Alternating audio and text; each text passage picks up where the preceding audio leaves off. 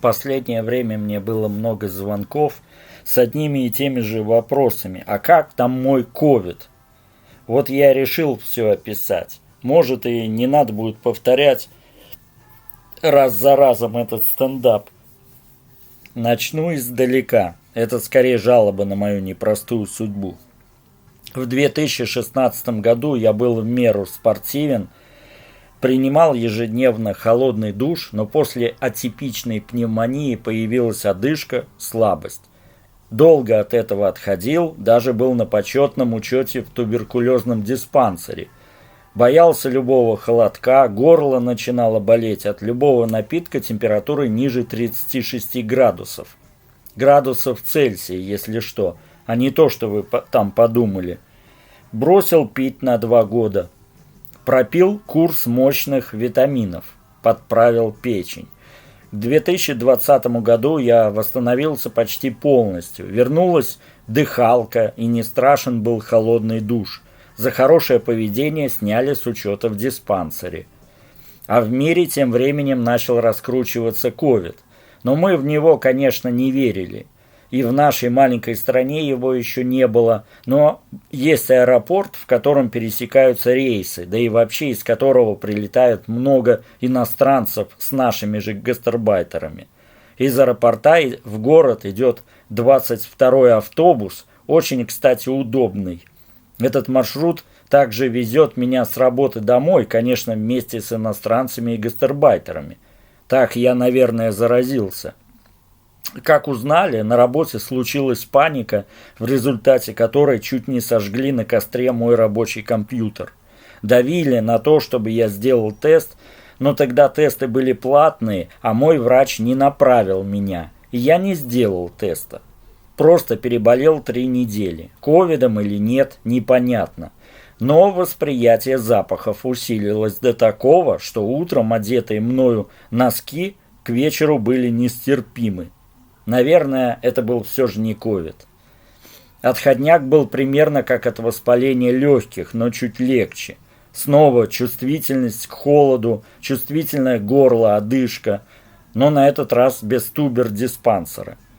Холодный душ вернулся через полгода, горло стало безразличным даже к холодному пиву. Живи и радуйся уже, но нет. Наступил 2021 год. Здоровье нормальное. Одышки нет. Летом решил привиться, чтобы подготовиться к новому ковидному сезону. Немного поболела рука, место прививки, с неделю чувствовала холод и все. Наступила осень. Заражения ковидом начали набирать бешеный оборот. Звонит мне товарищ, говорит, что вот только переболел ковидом. У него на работе не пошли вовремя на удаленку, когда правительство рекомендовало. И заболели все, привитые и непривитые. Ну, заболели и заболели, однако было неприятно слышать, что вакцинированные любой из 4 вакцин все равно болеют, хотя, может, и не так сильно. Вакцина спасает от смерти или тяжелого течения болезни, это факт. Потом как-то я вышел на улицу в легкой куртке, замерз, на следующий день заболело горло. Но я это загасил сначала перцовкой, затем терафлю 2 ночи попил и прошло. А через неделю засопливил сын. У него немного поднялась температура. Ну, ездил на велике в холодную погоду, простыл. Жена пошла с ним на больничный. Ей поплохело через 2 дня. Наверное, простыла тоже. Через пару недель мне захренело. Опять терафлю. Я на этот раз не переохлаждался. С чего снова першит горло, слабость и апатия? Может, грипп какой? На следующий день стало хуже. Еще и мыслительные процессы замедлились. Если и раньше не блистал сообразительностью, то теперь и вовсе отупел. Отнес на работе бумагу, а что оно в ней было, не помнил. Дома жена предложила померить температуру. Я говорю, да нет у меня ничего. Оказалось 38,5. Уж не помню, когда у меня была такая высокая. Даже во время пневмонии было 37,5. Следующие 2 дня было реально херово. Первый день тяжело было встать в туалет. На второй день уже чуть легче. Сделал даже урезанную гимнастику. Все время сильно потел, было чувство, что лежу в луже пота. Но если это не ковид, то ОРЗ стало очень, сильным. Анализ на ковид оказался положительным. Ну вот, приехали. И что это за недовакцина? Когда мне сделали прививку от кори, я ведь не заболел корью. Хотя непонятно, если бы все мои домашние этим болели, и я с ними тусовался полдня, не заразился бы? Запахи перестал чувствовать еще через 2 дня. Лежим с женой и воняем. Из плюсов можно пукнуть и не получить за это по башке. Дочка, когда заходила к нам, сразу бежала открывать дверь на балкон. Посмотрел, наконец-то, «Звездные войны». Первый фильм 1977 года оказался вполне смотрибельным. Дальше пошло улучшение качества, но сюжет такой же. За серию взрывается планета, и чтобы наказать империю, надо у нее взорвать реактор. Туда летит смелый пилот, и несмотря на тонну боеприпасов, летящих в него, умудряется все же сделать, как правило, все в последний момент. И не без помощи робота-кастрюли, естественно. Еле досмотрел. Глаза болели как никогда. Именно вот сами эти шарики глазные. Сейчас я замахнулся на эту нашу «Игру престолов». Здесь тоже, конечно. За серию или ничего не происходит, или убивают песика.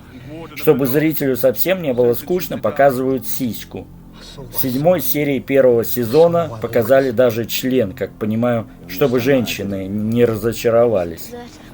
«Игра в кальмара» — это совсем говно. Много крови, мяса.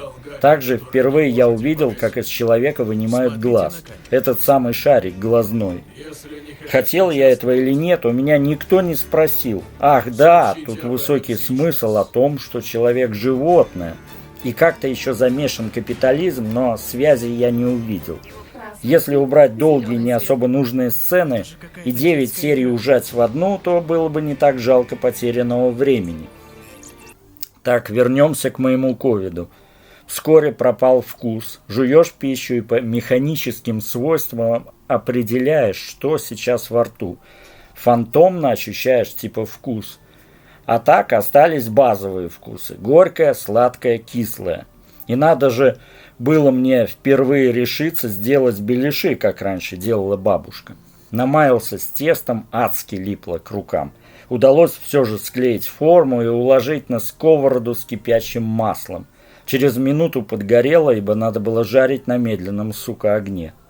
Несмотря на это, моим домашним беляши понравились. Я же по вкусу ощутил только на языке избыток масла.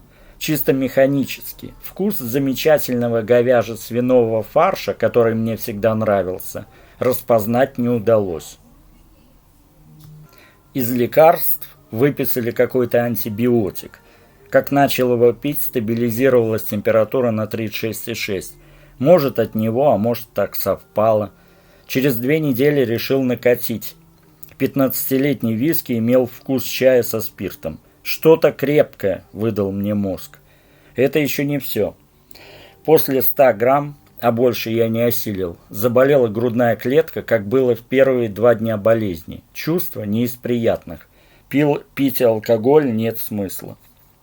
А дети, пока я болел, делали время от времени тесты, и все отрицательно. Сейчас прошло уже 2,5 недели, как у этого вашего Микки Рурка. О сексе еще не думал, но запахи уже вернулись, а вкус нет. Но ждем. А, нет, у Микки Рурка было 9,5 недель. Говорю, отупел я не по-детски. Или по-детски, до уровня 3-летнего ясельника. Мозг проверять теперь нет смысла. Записался на томографию. Посмотрим, сколько осталось процентов легких. Вот моя история, где с 2016 года я заболеваю, долго восстанавливаюсь и опять по новой. А теперь еще и мозги надо восстановить. Какие выводы я сделал, кроме тех, что жизнь похожа на говно? Первое, вакцина нужна, но все равно будет херово. Второе, заразность просто бешеная.